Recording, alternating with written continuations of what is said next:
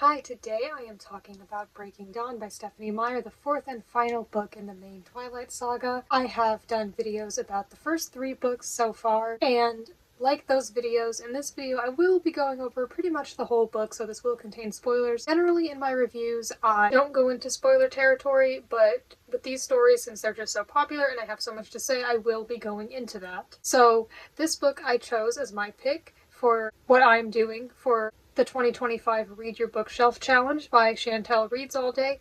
Up until this video, I was pronouncing her name wrong. I was saying Chantel. I did not know that her name was pronounced Chantel until I heard her herself pronounce it in one of her videos. So I apologize. Her prompt for the month of February is size, so that could just mean anything where size is significant, which doesn't mean it has to be a really big book. It could be a really big book, a really small one, anything. So I decided to pick this one because I had read the first three books a few months ago and had wanted to get to this one, but it's a little intimidating because when I picked it for size, I picked it because it is big. It is over 600 pages, the biggest book in the series. It's pretty big, so it was pretty intimidating.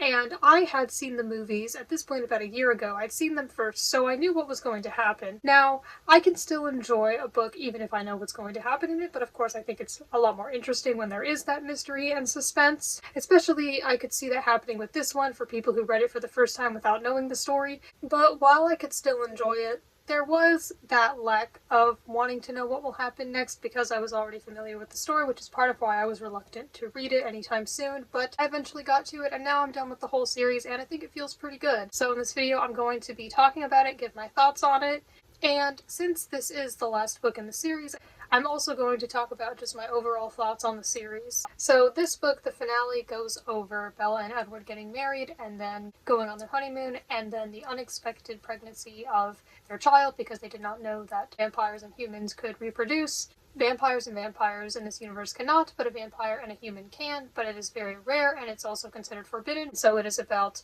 the pregnancy, birth, and first few months of their child's life, though because those vampire-human hybrids grow very fast, she's about, I don't know, the physical size of maybe a 5-year-old by the end. So I have a bunch of notes that I took while writing this, so I'll just give my thoughts, whether there are things I liked about this book or found interesting, things that I think make it well written, and maybe also some issues I had with it. Generally, I have liked all the books in this series so far. I have had some complaints about Twilight. I do not absolutely dislike it. There were just some complaints I had, mainly about the influences that I think it can give. So this book is split into parts. The first quarter is told from Bella's perspective, the second quarter is told from Jacob's perspective, and the second half is told from Bella's perspective. We did get to see Jacob's perspective in the epilogue of Eclipse, and I thought that was interesting. I always think it's interesting to see a different perspective. But seeing so much of Jacob's this time and seeing the way he communicated with his wolf pack, I think was pretty interesting. At the beginning of the book, Bella has a lot of thoughts and feelings about her engagement and upcoming marriage, which I found a little relatable. Of course, I was not about to abandon my family and become a vampire, so in some ways, this series is obviously not relatable, but Bella as a whole I find a little relatable at least, so I think that that can definitely be a good experience for the reader. Something I have enjoyed about reading the Twilight books, even though I've seen the movies before, is just seeing like the full, what I think of as the uncut story. Because we get to see full conversations, some scenes that just weren't in the movies at all. There's like no limit to how long the books can be. So I think it was really interesting just to see the full story and to see like every little thing about it that may not have been in the movies. One of those scenes, for example, is when Bella and Edward tell Charlie that they're engaged, because that was not in the movie. I believe at the end of the third movie they were just like, we have to tell Charlie, and then at the beginning of the fourth movie, I don't remember exactly how it started, but yeah, I don't think it goes over that, so that was pretty interesting to see because that's definitely something that is entertaining to read because it is such a bizarre situation. I think that these books, I definitely understand how some people could find them boring or that they drag on. For me, I think that either the quality of the writing gets better later throughout the books, or I've gotten more used to it, but I do think that the descriptions of things are good, like people's appearances and settings. I think that it's definitely really good. You can definitely get a good idea of what they look like. I do think that Bella describes Edward and his beauty a bit much, but I'm used to that for sure at this point. I think that there are so many interesting dynamics in this book, whether it's Bella and Jacob's friendship, or Bella's relationship with the different Cullens, especially how in this book, because of Renesmee, her child, Rosalie, who wanted a child but can never have one now that she's a vampire, she becomes closer with Bella when they never really got along super well before, so that dynamic was interesting. Then of course there's Rosalie and Jacob's feud, and there's the interesting relationship between Jacob and Alice that gets explored a little bit because of the strange, unusual, practically almost never happened circumstance that's going on.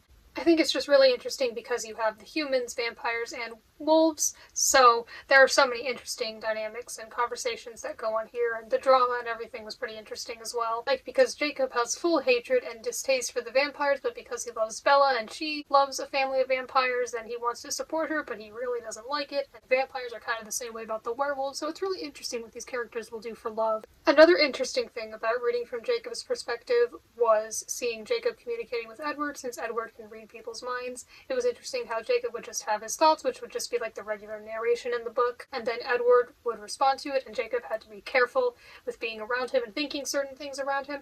I think that was interesting and unique because you don't get that with Bella, and multiple POVs are just always interesting to me. One of the reasons why is because when something happens, then certain characters will know before other characters do, and we as the reader get to see and know those things first, and that's kind of cool. I also enjoyed seeing more of Seth. I thought he was a really entertaining character, how he was just so kind of innocent and cheerful and always happy to help and just so eager to help, even if it wasn't always seeming like the best decision. I think that reading the books, I like Seth more because I got to see more of him, and I like Alice just a little less. Now, I know there are a lot of Alice fans out there. I do not dislike Alice. I still like her for the most part. I've just got one complaint about her, but I think since this video is probably already going to be so long, I will make a separate video about Alice someday, maybe in the coming months, especially if people say that they would like to see that. But I do think I will make a video about Alice. At the moment, I don't plan on making any other videos about this series unless they're reviews of the other books, which I will do at some point. If anything else comes up, I'll make a video about it, but yes, I do have some extra things I would like to say about Alice. I actually did go on a bit of a rant about it in my Eclipse review, but ended up taking that out because it was already a bit long. Besides, I'd rather talk about it after having read the whole series, but overall, I do like her. I think between the two halves, the half that I found more interesting, and this applies with the movies as well, was the second half. I really enjoyed that first part of the second half where Bella is transformed into a vampire, and those first few months with her family and Renesmee, I thought that was pretty interesting, and then it goes more into the Volturian stuff, which that stuff was interesting too, but I think that segment of it I quite enjoyed. It is a bit long. I kind of don't mind its length though. I mean, if it's entertaining, then I enjoy it. I don't feel like there were any points where I was really bored or just suffering through it. It took me 3 weeks to read. Overall, I think that I did enjoy it a lot, and I didn't really mind its length. But I definitely understand how for some people this book could feel perhaps a bit too long. But I think it made sense considering that this was the finale and everything was being wrapped up. I liked being able to feel, as the reader, Bella's transition from her human life to her vampire life, because it had been upcoming, but now it's like actually about to happen. She's actually about to leave her human friends and family behind, and it's a bit sad, but at the same time I understand why she felt it had to happen that way, because vampires, have to keep themselves a secret, and she didn't want to hurt anyone she loved or put them in danger. I thought that the setting of the honeymoon was very nice. I don't remember if I felt this way reading the book, but I do remember watching the movie and feeling like I could smell it, which is a bit weird. I don't know, maybe it's just the smell of a beach. I've never been in that specific location, but I do think it was a nice setting. A lot of what I like about Twilight is definitely the settings, especially whenever there's a snowy setting. I also like the woodsy forest setting. Yeah, a lot of it. I just like the setting, I like the vibes, but of course, we need more than just pretty settings and nice vibes. I'm going over if the story and writing are actually good. And a lot of what I liked about the movies was like the pretty snow and stuff, but do they have more beyond that? I personally think so. I liked the themes about marriage, and I liked Bella's thoughts and feelings about motherhood, and I know that a lot of people have complaints about Bella, but I think that this book really shows one of the things that I think is part of her personality that some people claim she does not have. I think that she is very loving and dedicated, especially as a wife and a mother, which of course we don't see her as a mother until this book, but she definitely loves and cares for Renesmee very much. She's definitely a very caring and deeply loving person. And I think you see that more in the books and in the movies. I remember seeing someone online say that in the books Bella is a sweetheart, and they may have said something about in the movies you don't really see that, especially because in the movies you barely see or hear her thoughts. Some of the main things I loved about Breaking Dawn Part 2 the movie were things that weren't exactly in the book, such as that big battle scene, which I think was incredibly well done. Now, I did know about some things that happened in the series before watching the movies. Like, I knew that Bella and Edward got married and had a child together, but I basically didn't know anything that happened in Breaking Dawn Part 2. I didn't know how it ended. I didn't know if it even ended happily, so I did not know about that battle scene. I kind of wish maybe I'd read the books first, because I heard that people in the theaters were screaming, and I don't blame them. I think that was very well done, really interesting. I cannot imagine how they must have felt. I wonder if anybody during it was like, I think this is just Alice's vision, but they may not have been thinking about that if a bunch of characters that they have possibly grown to love are being attacked. We'll put it that way. So yeah, that was something that was really interesting, and in the book, that doesn't happen. And if someone's reading this for the first time, and they don't know how it's going to end, I could see how they may be disappointed. Because the whole showdown with the Vulture, I mean, they've been talking about it for a while, recruiting all these people, and just talking about and practicing all their strategies and all their advantages, and then only a small bit of violence actually happens, and most of it is just them talking, but I personally didn't mind, because I've said before, I like it when people just talk about stuff, and Twilight isn't exactly known for their action scenes. I could see how people may have been disappointed or found the ending anticlimactic. Personally, I didn't, but I understand how some people could. Another thing I loved about the movie, and this isn't a review of the movie, but I'm just talking about it because I'm comparing it to the book. I loved the way that they did the credits, but of course that was not in the book.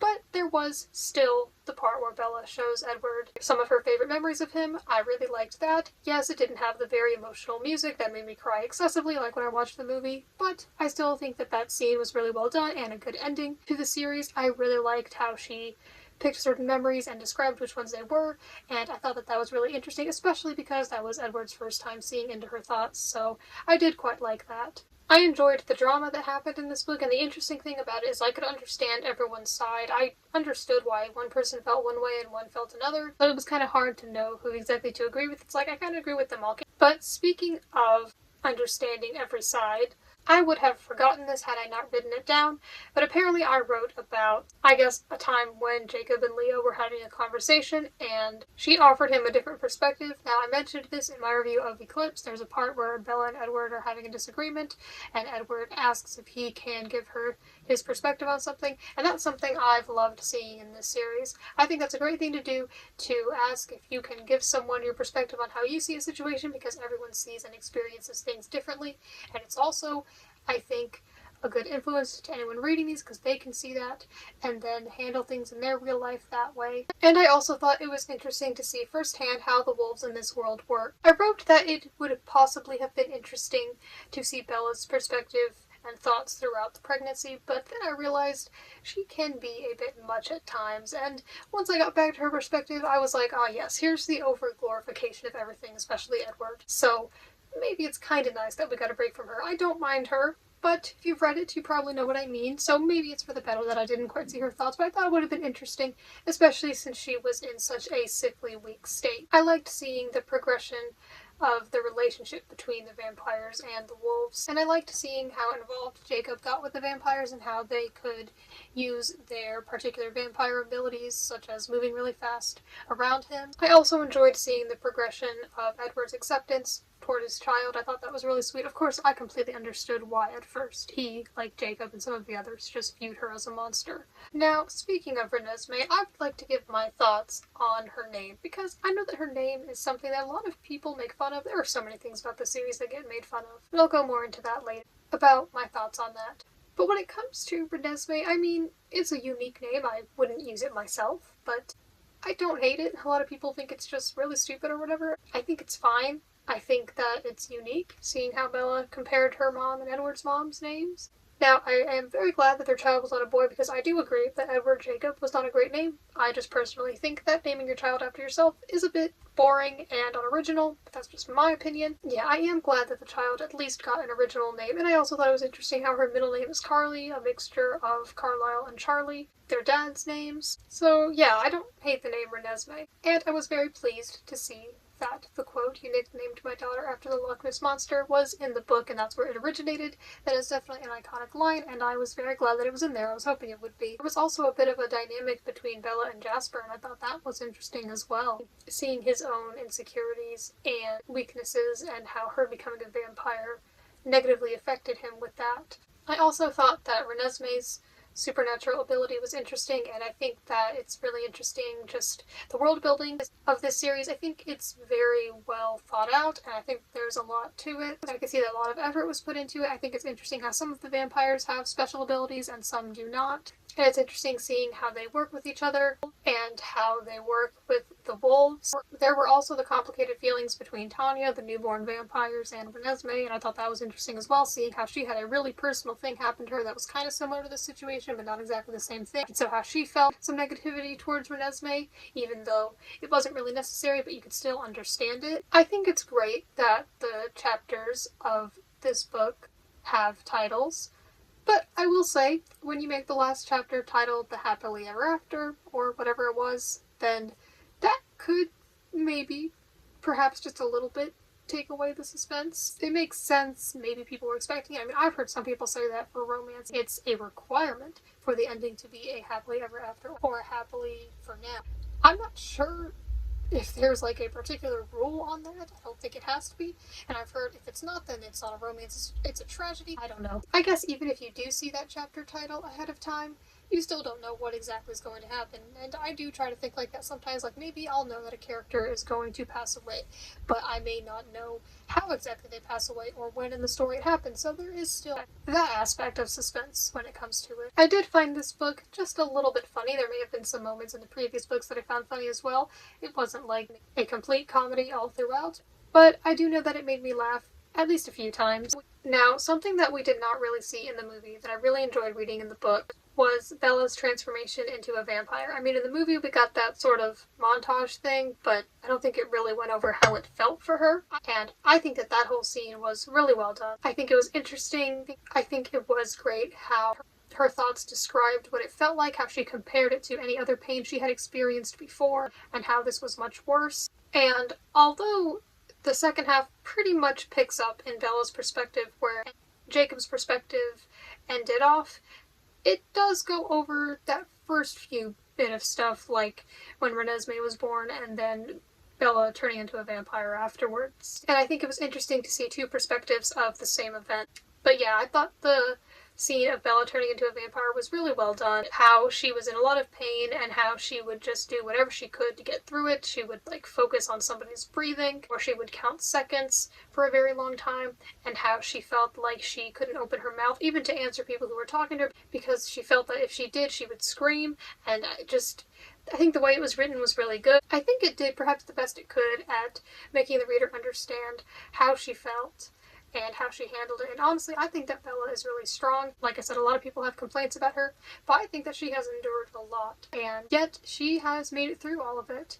And I think she is clumsy, yes, and I guess you could say a bit emotional, but that applies to a lot of people. And I think that she ultimately is very strong, and that's just one of the reasons why I love books, because we didn't get to see her thoughts on the process in the movie. In the book, we got to see all her thoughts on the full experience, and I think that was really interesting. Another thing about the book's length, I kind of like how long it is. I think it can be kind of nice, depending on the book and the characters, to just be staying in the same story with the same characters for a while.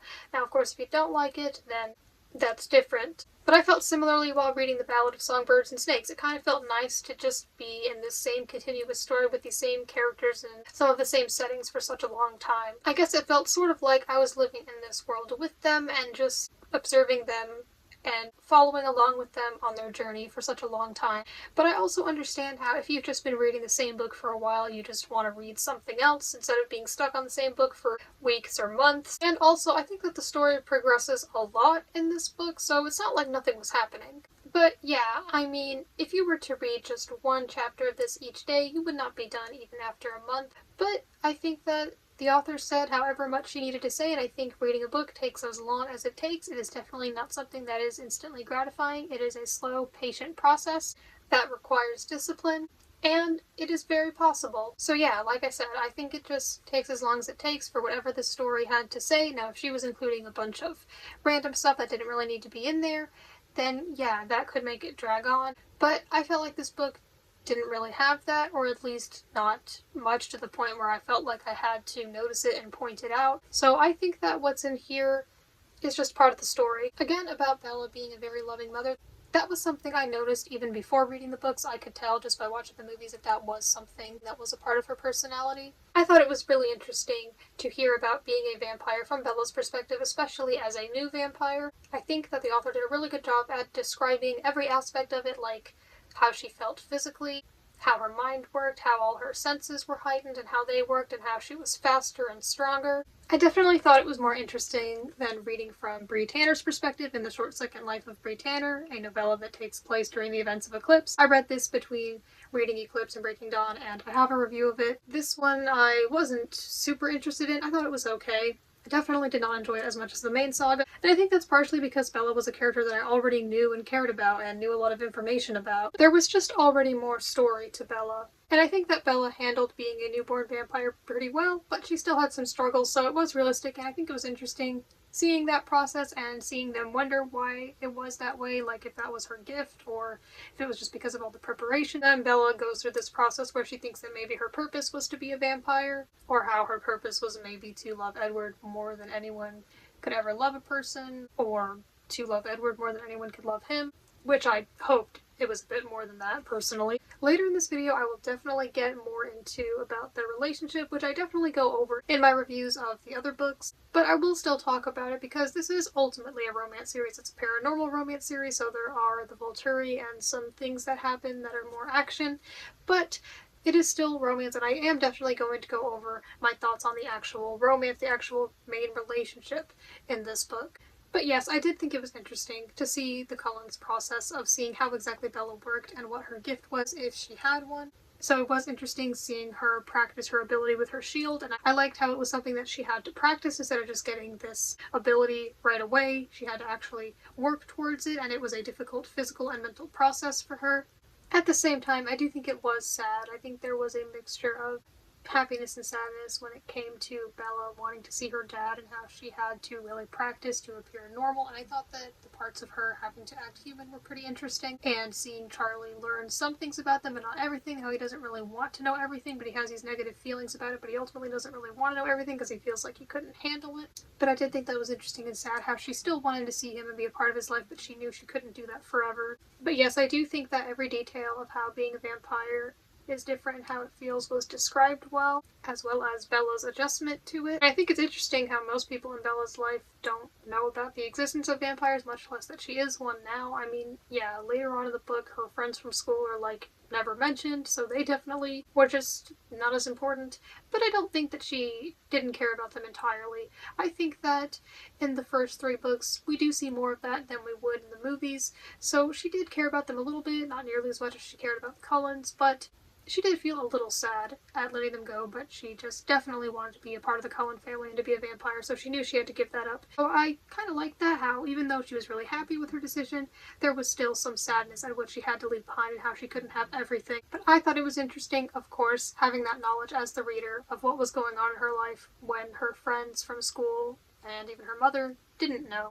Alright, now let's talk about some of the potential issues / some of the, I guess, controversial things. So this book is probably the most controversial in the series. I've had my complaints about the previous books. I think New Moon was the one I actually had complaints about the most. This one, let's address the, I guess we could say, the wolf in the room rather than the elephant, and let's talk about the imprinting. Yes, it is time to get to that point. I thought maybe I wouldn't bring this up, but I wanted to. So that is probably the most controversial thing about this book, if not the whole series. And I understand, it's very weird, and I have felt and noticed that this author seems to make these weird, inexcusable things happen, but because there are these supernatural things in the series, then she's able to get away with it. So, as for the imprinting, I mean, I do have a few things to say about it. Maybe the author thought she was doing something sweet by Jacob being able to be a part of Bella's family by imprinting on her daughter. In my opinion, he could have still been her friend without all that. I don't absolutely hate it, though. I mean, in any other case, somebody, like, falling in love with a child and then waiting until they are old enough to be with them romantically is a bit weird. But honestly, they don't even say in the book that he's waiting for her to reach a certain age or anything like that. It's just implied because that's what imprinting becomes, but imprinting can start, in this case, since Renesmee was a baby when Jacob imprinted on her, it started with him just wanting to take care of her and be like a guardian to her. And at least the werewolves don't get older. And then the vampire-human hybrids, it seems I may have said werewolves. Technically, Jacob's a shapeshifter, not a werewolf. So I apologize if I say werewolf, you know what I mean. He's a wolf. Anyway, yes, the vampire-human hybrid, I believe once they reach like full maturity, they don't really age past a certain point. So Renesmee would reach a point where she and Jacob are basically like the same age. And it would only take her about 7 years to become fully grown. So that makes it not as weird, but I definitely still see how people do find it weird. I don't know if I found it particularly sweet and romantic. I mean, it was kind of nice. I could see where the author was going with it. I think we should keep in mind that the way it was written in printing is not necessarily a romantic thing. It kind of evolves based on like the ages and stages of the relationship, but yes, it is still weird. So if you don't like this and you find it just completely terrible and inexcusable, I understand. I've seen some people, maybe they'll rate the first Twilight book like 4 stars or something, and then a few people I'm following on Goodreads, they rate Breaking Dawn 1 star. I will get to my star rating of this later in this video. I mean, I will say that maybe nobody saw it coming. I don't really know because I watched the movies first. But I'd love to hear it from someone's perspective, because I do feel like it is hinted at. Because Jacob will be like, man, I really wish I could imprint on someone. Anyway, I just can't stay away from Bella. So maybe some people saw it coming, especially since the concept of imprinting on a small child was already introduced with somebody that he knew. So maybe some people saw it coming, but I'd guess that most people didn't. With certain things that are foreshadowed in this series, I'm not really sure how obvious they seem. I can say that they seem kind of obvious, but then that's because I already know. So I'm not really sure. And Jacob has also said that he doesn't see Renesmee that way. And I think it's perhaps more innocent than it seems. I think it can become a romantic thing, which is a bit weird, but there's a part where near the end, Edward tells Bella, because Edward can read Jacob's thoughts, that when Jacob learned that vampire-human hybrids will be fully grown after 7 years, that Jacob did not even get the thought about how he would have to wait a certain amount of time longer for her to be fully grown. Like, he didn't even think that. And I think that was perhaps a good thing to include there, because it showed Jacob's innocence, that he wasn't even thinking about that. Like, he probably doesn't, perhaps even can't view Renesmee, a child, in that way. So I don't think that Jacob is, like, a predator, but I completely understand if somebody does view it that way. Like I said, in real life it'd be really weird, but this is a fictional story with vampires and wolves and vampire-human hybrids and all these weird aging and timeline rules and stuff, so I definitely get it. Alright, now on to the next big thing about this book, / the next possible problem I could have with it, and that is the romance and relationship between Bella and Edward, which is perhaps the main point of this whole series. So I've gone over it before, like in my review of Twilight. The first book I talked about how they seem really infatuated with each other, but there doesn't really seem to be like a particular reason, and it seems to be perhaps based on physical attraction. But then again, there's also the whole aspect of vampires being strongly attracted to certain people, and we'll get to that. And then in New Moon, I go over how I feel like Bella was just taking things way too far and just making dumb decisions just because her boyfriend left her. And then, yeah, I've gone over a few things about their relationship. Now, in the first 3 books, they were just teenagers. Well, Edward was sort of a teenager. I mean, he's technically over 100 years old, but something that should be kept in mind, and it explains a lot, honestly, is that when humans in this world are turned into vampires, they stay basically the mental age of the age they were when they were changed. So Edward is basically mentally 17 for the rest of his life. Now, he has learned a lot. Like, I know that he knows a bunch of languages and he's done a bunch of studying. I don't know about every Cullen, but I think a lot of them have gotten, like, a lot of college degrees and stuff. But yes, ultimately, they are both teenagers. And so Bella was 18 when she was changed, so she will also be mentally a teenager for her whole existence, I guess I should say. But as I was gonna say, yeah, they were kind of crazy in the first 3 books. But it's not a big deal when you're just, like, teenagers in love. I mean, absolutely you can go too far. But now in this 4th book, they're actually, like, basically adults and getting married and having a child, and once those things come into play, then I feel like it's more serious. Now the things that you're doing have more consequences, and like I said, it's just more serious. Back onto what I was saying about how vampires are very dedicated to a partner, that's like part of the world building in the series. Now, I do think that the world building is one of the good things. There's definitely a lot to it, but part of it is basically like if a vampire falls in love with someone, that is a very strong, powerful force, and it cannot be stopped. That's kind of the issue here. It's like they're going to be in love with each other, let's say, like, for example, Edward's in love with Bella just because. It's not exactly like imprinting. And even so, imprinting isn't exactly romantic either, because it kind of just happens. It's not the same as the concept of, like, a soulmate. It just, like, happens. There's nothing you can do about it. And yeah, you love them and you care about them, but it's just kind of, it's just there. And with the vampires, it's basically the same way. You're just in love with them, and maybe they do have a reason, something that attracted them to their partner in the first place, but it's basically like, it's just not going to go away. And to me, it just feels as if they do not stay together and build this relationship because of effort or going through hardships, though Bella and Edward definitely do go through hardships. But basically, it just feels to me like they're not choosing to stay together amidst hardships, although they kind of are, I guess.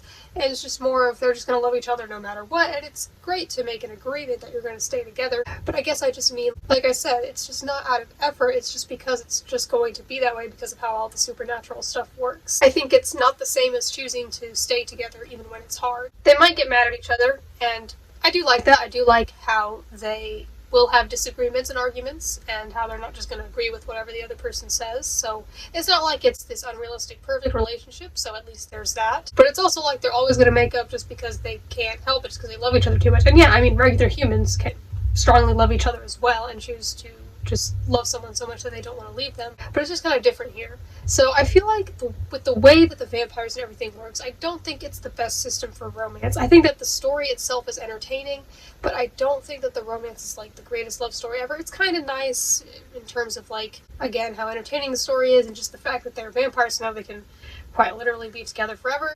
But yeah, I enjoyed their relationship, but I didn't feel like it was the absolute best love story ever. I didn't particularly find it toxic. Some people do. And that is kind of my opinion on the whole series. I think it's entertaining and it has a large, well-crafted amount of world building, but the love story is just not my favorite, though I did still enjoy it. And I think there's such an emphasis on the romance in my reviews because that's what this is marketed as. It's not like an adventure story with a romantic subplot.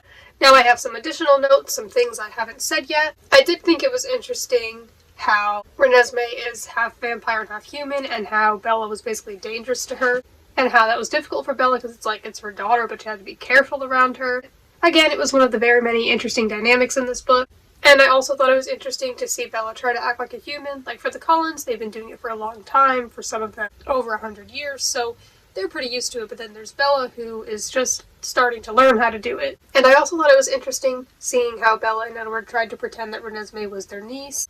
I did feel like near the end there, when they're recruiting people to meet up with the Volturi, I did feel like there were kind of too many characters introduced at once. Like when you've got, for example, the Wolfpack and the Cullens, it's like we've known these characters for a while, we're pretty used to them, but there were a lot of characters. Now I get that they wanted to really assemble a big army, but there were just a lot of people. There were definitely a lot of characters introduced at once at that point, and I don't think that we could all be expected to remember everyone's exact role and where they're from and their powers for the ones who do have powers. I wouldn't say that the characters were absolutely unnecessary, but it was a bit much. And to introduce them all at the end when we're not really particularly attached to them, or likely not going to become attached to them, and we haven't really known them for a while, can be a bit tricky. Now, although I knew how it was going to end, I did enjoy that sense of despair, how they just thought that they were going to die, and especially they were like, well, Alice left us, so we've got, like, no hope, and just, I liked the sense of despair, how things were happening slowly. Oh, it did happen really slowly. Like I said, I definitely understand how someone could find it disappointing,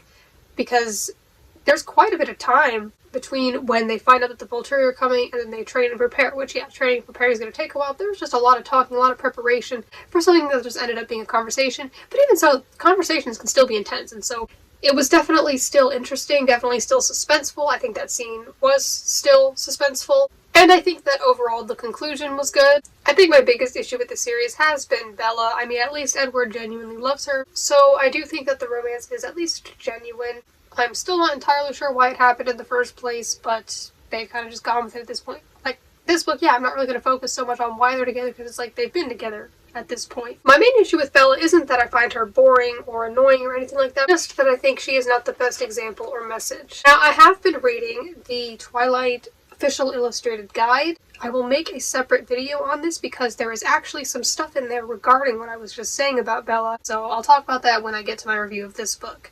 But I think you might find it interesting because it's related to what I was saying from the author herself. I think that she is just not the greatest example of a protagonist. But at the same time, after having read some of the illustrated guide, I see it differently, but that's the thing. I saw it differently once I started reading the illustrated guide. Not everyone was going to. Until then, not everyone's going to read the illustrated guide.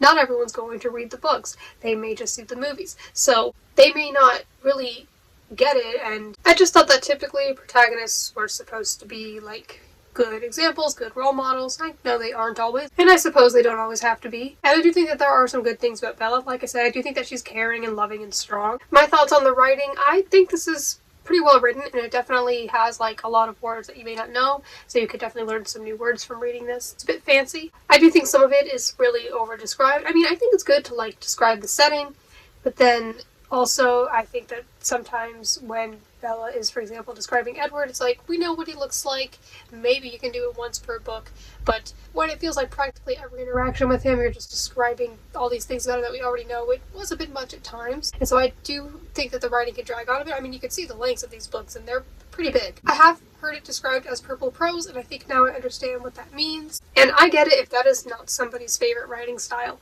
It definitely does drag on, and things can be overly heavily described and in great emotional detail, and so I definitely get how that could bother someone. I didn't mind it too much, but I realized that other books can be easier and faster to read because they just don't drag on as much and things aren't described as much. But I also understand the purpose behind it. Now I want to give my overall thoughts and rating on the book and the series as a whole. So with the movies, which I watched first, I gave the first movie 4 stars. Now also these ratings could change over time, especially because I've only seen the movies once. I gave New Moon 4 stars, Eclipse 5, Breaking Dawn Part 1, 3, Breaking Dawn Part 2, 5. Really enjoyed Breaking Dawn Part 2, but I think I liked Eclipse as a movie more. But a lot of the things I liked about Breaking Dawn Part 2 were things that were exclusive to the movie, just things like the credits and things that could only be done in it. But some of it was also the content itself. As for the books, I have given Twilight 4 stars, New Moon 4 stars, Eclipse 5 stars. So it's pretty equal to my ratings of the movies.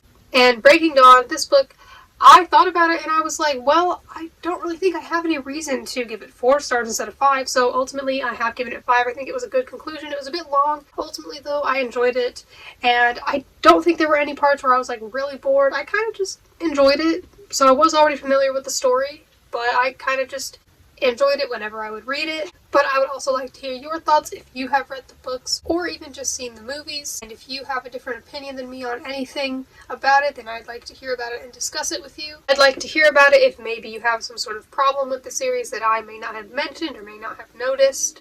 I think that it's not always that books are good or bad. I think it's more of they're either for someone or they're not. While ultimately this series is very popular, there are also a lot of people who don't like it. Maybe that's just because of its popularity, so you're going to see a lot of people who don't like it. I kind of feel like it doesn't deserve the hate it gets. I definitely think there are some less than great things about it, but I think there are also a lot of good things about it, and I think that if someone dislikes it, that's fine. They can't help but feel that way. But I don't really agree with disliking it because it's just cool to dislike it or because you find it cringy. I mean, I do think if you personally find it cringy, that can be enough of a reason to not like it yourself. But I guess I just don't really view it that way. I think there's a lot to it and it's well crafted, but a lot of what I like about it are my own personal preferences, like I've talked about. Maybe I like the settings, or maybe I like vampires, or the writing style, or whatever. And I'm glad that it basically goes over why Edward couldn't read Bella's thoughts and why the Volturi's gifts couldn't work on her. That's something that I wrote in my notes for my Eclipse review, where I was like, okay, I'm going to bring this up in my Breaking Dawn review if they don't go over that, but they basically did.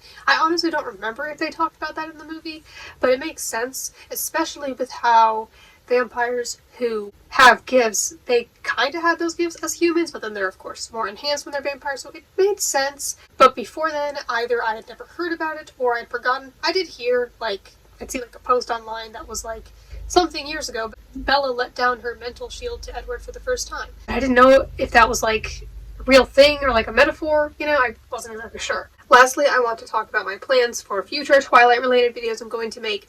Like I said, I think at some point, not right away, but at some point I think I will make a video talking more in depth about the character of Alice and my thoughts on her and a bit of a problem that I have with her. I've already read and reviewed on my channel The Short Second Life of Bree Tanner, so my video on that is already up. I already gave my thoughts on that. And as I said, at the time of recording this, I'm currently reading the official illustrated guide, and I will make a video on that as well. Now, there are 2 other books, so they are Life and Death and Midnight Sun. So I'll say where I'm at with those. I haven't read either of those yet, So Life and Death is basically like a retelling of the first Twilight book, but all the characters are the other gender. So this, I'm not super eager to read. If it's just going to be a retelling, but the characters have different genders, I don't know if it'll be that interesting or different. I even had a friend suggest to me, just don't read it, just skip to the baseball scene, because that's when it's different. I think I will read the whole thing, but because of that, because it's kind of long, I do not expect to read this anytime soon, but I definitely plan on reading it. But I will admit that I'm not particularly excited to read it anytime soon. There are other books that I'm definitely more interested in reading.